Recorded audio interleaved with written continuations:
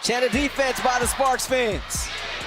6 on the shot clock. Clark, a deep three. Oop, that is. She missed her first 7. Hey everyone, welcome back to the channel. Today, we're diving into a topic that's been making waves across the sports world, the WNBA's viewership crisis and the undeniable impact of Caitlin Clark's absence. The headline says it all. Instant regret hits WNBA after views crash and burn without Caitlin Clark, and we're going to unpack why this is happening, what it means for the league, and whether the WNBA can bounce back. So grab a snack, settle in, and let's get into it. First off, let's set the stage. The WNBA has been riding a wave of momentum in recent years. With stars like Brianna Stewart, Aja Wilson, and Sabrina Ionescu, the league has been steadily building its fan base, pushing for more media coverage and securing bigger sponsorships. Attendance has been creeping up and TV deals have started to reflect the growing interest. But in 2024, something shifted, and not in a good way. Viewership numbers took a nosedive, and the league is scrambling to figure out why. Spoiler alert, a lot of fingers are pointing to the absence of one player, Caitlin Clark. 2. It stays here with Indiana. Clark, a deep one. You bet! A Brooklyn logo bomb from Caitlin Clark. For those who might not be familiar, Caitlin Clark is a generational talent. As a rookie for the Indiana Fever in 2024, she brought an unprecedented level of attention to the WNBA. Her college career at Iowa was nothing short of legendary, shattering NCAA scoring records, dropping long-range logo threes, and filling arenas with fans who couldn't get enough of her electrifying play. When she entered the WNBA, that hype followed her. Games featuring Clark were must-watch TV. Her matchups against teams like the Chicago Sky or the Las Vegas Aces were pulling in millions of viewers, numbers the WNBA hadn't seen in years. But here's where things get messy. Clark's rookie season wasn't without drama. From debates about her media coverage to criticism from some veteran players and analysts, she became a polarizing figure. Some argued she was overhyped, while others saw her as the spark the league needed. Fast forward to the end of the 2024 season, and Clark's absence, whether due to injury, personal reasons, or team decisions, left a gaping hole in the WNBA's appeal. And the numbers don't lie. Viewership plummeted, ticket sales dipped, and social media buzz fizzled out. The league is now facing what some are calling instant regret for not capitalizing on Clark's star power while she was front and center. Let's talk numbers for a second because they tell a brutal story. In 2024, WNBA games featuring Caitlin Clark averaged around 9.5 million viewers on ESPN, with peak games like her showdowns against Angel Reese or Diana Taurasi hitting upwards of 12 million. That's NBA-level viewership for a league that's historically struggled to crack the 5 million mark for regular season games. Compare that to the post-Clark era in late 2024, where games without her dropped to an average of 3.2 million viewers, with some matchups barely scraping 2 million. That's a 60 to 70% drop, folks.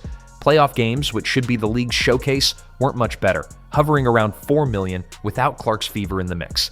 These are numbers from ESPN's own reports and Nielsen ratings, and they're a wake-up call for the WNBA. So, why did this happen? Let's break it down. First, there's the Caitlin Clark effect. Love her or hate her, she's a ratings magnet. Her style of play, those deep threes, her pinpoint passing, her fearless attitude, draws casual fans who might not otherwise tune into a WNBA game. She's not just a player, she's a spectacle. When she's on the court, you can't look away. Without her, the league loses that X factor that pulls in the non-diehard fans. And let's be real, the WNBA needs those casual viewers to grow. The hardcore fans are loyal, but they're not enough to sustain the kind of growth the league is chasing. Second, there's the media narrative. The WNBA leaned heavily into promoting Clark early in the season, and for good reason, she was driving clicks, views, and ticket sales. But that focus created tension. Some players and pundits felt Clark was getting too much shine at the expense of other stars. There were comments about her being a media darling or suggestions that her hype was manufactured. This led to a backlash, with some arguing the league should focus on its ensemble cast rather than one player. But here's the problem. When Clark stepped back, the media didn't pivot to those other stars effectively. The buzz around players like Aja Wilson or Kelsey Plum didn't fill the void. The WNBA underestimated how much Clark's presence was propping up the league's visibility. Third, there's the issue of accessibility. The WNBA's broadcast strategy has been a mixed bag. While ESPN and its partners have done a decent job of getting games on TV, many fans still struggle to find streams or affordable ways to watch. Clark's games were often on primetime slots or heavily promoted, making them easy to catch. Without her, the league's scheduling felt less urgent, and casual fans weren't as motivated to hunt down games on secondary networks or streaming platforms. Add to that the fact that some markets don't get local WNBA coverage, and you've got a recipe for declining engagement. Now, let's address the elephant in the room, the WNBA's handling of Clark. There's a growing sentiment that the league didn't do enough to protect or promote its biggest draw. Clark faced intense scrutiny, not just for her play, but for her role as the face of the league. Some veterans openly questioned her impact, with one unnamed player reportedly saying, "She's good, but she's not the whole league." Ouch. Then there were the physical challenges, hard fouls, aggressive defense that some felt crossed the line into targeting. Whether you think Clark was unfairly treated or just facing rookie hazing, the lack of a clear strategy to keep her in the spotlight hurt the WNBA. When she wasn't playing, the league didn't have a backup plan to maintain that momentum. This brings us to the instant regret part.